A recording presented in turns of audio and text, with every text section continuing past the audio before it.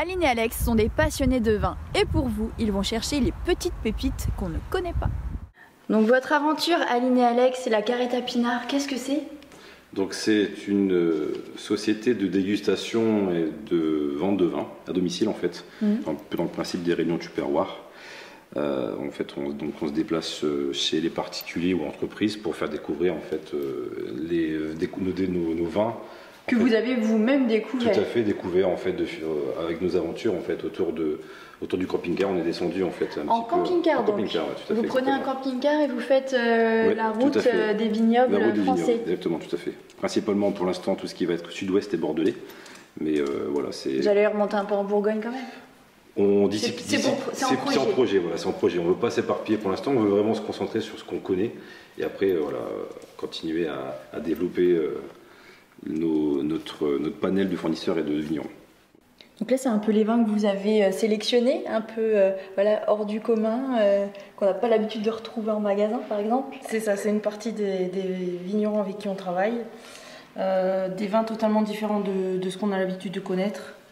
Là je vois qu'il y a un Montbazillac, c'est plutôt... C'est l'exemple type. C'est pas du tout sucré par rapport au Montbazillac qu'on connaît. Parce que moi je suis du genre à pas du tout apprécier le Montbazillac, parce que justement je trouve ça trop sucré, et donc là il est plutôt sec.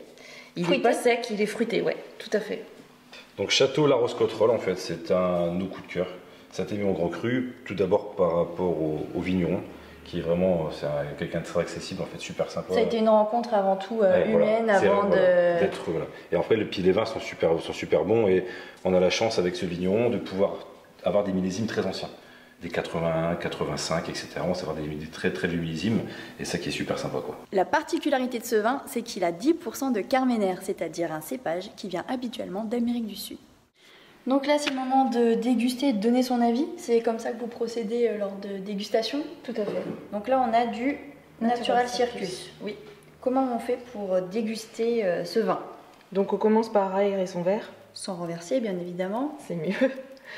Après, on peut sentir pour voir à quoi ça nous fait penser.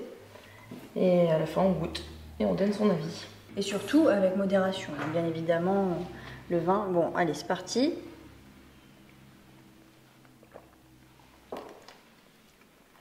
C'est vrai que c'est particulier. C'est très léger. C'est très léger. C'est sur le fruit en fait. C'est ça, on sent fort le fruit. C'est ça, on est sur le fruit. Légèrement chambré, on le boit nous l'été, un peu frais, à 10-12 degrés. À l'apéritif, c'est super sympa. Aline et Alex, alors la Carreta Pinard, qu'est-ce que c'est? La convivialité, l'échange. Du plaisir et de la dégustation.